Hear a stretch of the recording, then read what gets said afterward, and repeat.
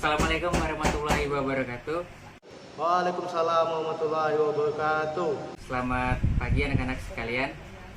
Eh, Sebelumnya Bapak ingin bertanya bagaimana kabar kalian hari ini? Alhamdulillah baik, Pak. Alhamdulillah kalau baik-baik saja. Nah, jadi pelajaran kita pada hari ini kita akan membahas tentang organisasi pergerakan nasional di Indonesia. Sebelumnya Bapak ingin bertanya dulu kepada anak-anak sekalian, apa yang kalian ketahui tentang pergerakan nasional? Pergerakan nasional itu adalah masa di saat masyarakat Indonesia bergerak meraih kemerdekaan. Jawaban Uwais sangat bagus sekali, tapi kurang tepat. Nah, di sini Bapak akan menambahkan jawaban dari Uwais. Jadi, pergerakan nasional itu adalah masa pada saat perjuangan untuk meraih kemerdekaan Indonesia itu dilakukan dengan cara yang lebih terpelajar. Karena pada saat itu perjuangan kemerdekaan itu dilakukan dengan cara berdiplomasi dengan penjajahan, tidak lagi dengan melakukan perperangan. Karena pada saat itu di Indonesia telah muncul kaum-kaum muda terpelajar. Kaum-kaum muda terpelajar itu adalah kaum-kaum yang memperoleh pendidikan dengan baik, sehingga dalam melakukan atau meraih kemerdekaan dilakukanlah diplomasi dengan pihak Belanda, tidak lagi melalui peperangan. Nah, diplomasi itu dilakukan dengan cara mendirikan sebuah organisasi yang mendukung gerakan mereka untuk berdiplomasi dengan Belanda. Nah, selanjutnya Bapak akan langsung saja share screen PowerPoint. Udah tayang share screen-nya. Jadi langsung saja Bapak jelaskan mengenai organisasi awal kemerdekaan di Indonesia. Nah, jadi setelah tadi kan udah Bapak jelaskan sebagai pembuka tadi bahwasanya setelah munculnya kaum terpelajar di Indonesia, maka perjuangan kemerdekaan Indonesia itu tidak lagi dilakukan dengan cara peperangan.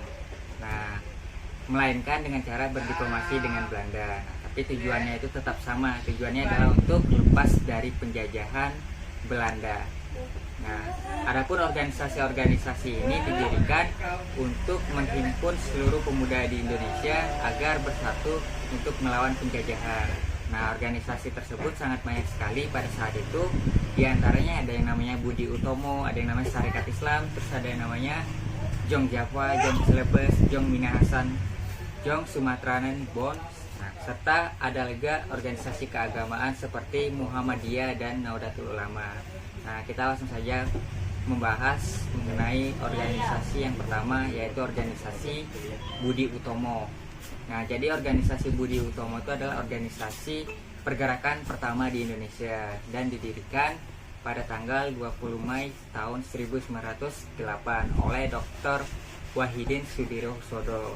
Nah, adapun tujuan dari pembentukan organisasi ini adalah untuk menggalang dana untuk membantu anak-anak pribumi pada saat itu untuk memperoleh pendidikan.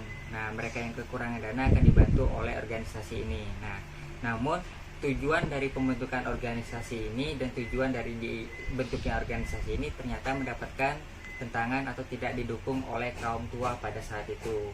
Nah, namun setelah adanya Stomo itu adalah mahasiswa Stopia. Stopia itu adalah sekolah kedokteran pada zaman Hindia Belanda. Nah, jadi Stomo itu ikut ke dalam Budi Utomo dan membantu Wahidin untuk melaksanakan tujuan dari pembentukan dari Budi Utomo tadi, yaitu untuk membantu anak-anak dari kalangan Bumi Putra untuk memperoleh pendidikan. Nah, maka setelah bergabungnya Stomo, tujuan dari pembentukan organisasi ini bisa dilaksanakan. Nah, lalu kemudian Sutomo itu langsung dipilih menjadi ketua dari Budi Utomo. Nah, jadi Budi Utomo ini meskipun didirikan oleh Dr. Wahidin, tapi yang menjadi ketua adalah Sutomo karena Sutomo itu dianggap mewakili jiwa muda pada saat itu. Nah, ini juga menjadi cikal bakal dari pergerakan mahasiswa di Indonesia. Nah, terus setelah itu organisasi Budi Utomo ini diakui secara resmi oleh pemerintahan Hindia Belanda pada saat itu, sehingga segala macam kegiatannya dianggap legal. Nah, hal ini menyebabkan ada rasa curiga dari orang-orang pribumi pada saat itu, karena mereka menganggap pada saat itu organisasi Budi Utomo ini sangat mudah sekali untuk melaksanakan kegiatan, sehingga timbul rasa curiga bahwasanya organisasi ini merupakan organisasi bawahan dari pemerintah Hindia Belanda. Nah, namun terlepas daripada itu semua, Budi Utomo tetaplah menjadi organisasi yang menjadi cikal bakal dari pergerakan nasional di Indonesia. Nah, jadi setelah Budi Utomo, maka muncul lagi organisasi lainnya di Indonesia yang namanya Sarekat Dagang Islam. Nah, Sarekat Dagang Islam itu merupakan organisasi dagang untuk umat Islam di Indonesia, yang tujuannya itu untuk memberikan bantuan dana kepada pedagang pribumi agar dapat bersaing dengan pedagang Tionghoa atau pedagang Cina pada saat itu. Nah, pada saat itu tuh pedagang Cina atau pedagang Tionghoa itu sangat menguasai perdagangan di Hindia Belanda dan tidak bisa membuat pedagang pribumi berkembang atau pedagang pribumi itu kalah saing dengan pedagang Cina. Nah, karena masalah ini, maka Tirto di Suryo itu berdiskusi memberikan sebuah ide kepada Haji Samanhudi untuk mendirikan sebuah organisasi yang diberi nama Sarekat Dagang Islam. Nah, jadi Sarekat Dagang Islam didirikan pada tahun 1911 di Solo oleh Haji Samanhudi. Nah, lambat laun setelah organisasi ini berdiri, anggota dari organisasi ini semakin berkembang dan semakin banyak. Nah, karena telah semakin banyak, maka gerak haluan dari organisasi ini berubah dan semakin menguatkan identitas Islamnya dan sesuai dengan aturan-aturan yang ada di dalam agama Islam, sehingga berganti nama menjadi Sarekat Islam.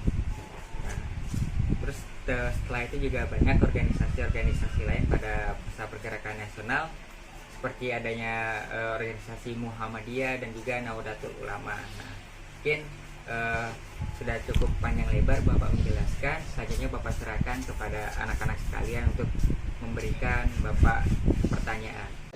Saya Pak, pertanyaannya itu bagaimana lahirnya kaum terpelajar tersebut? Jadi bagus sekali pertanyaan dari Nak Uwais.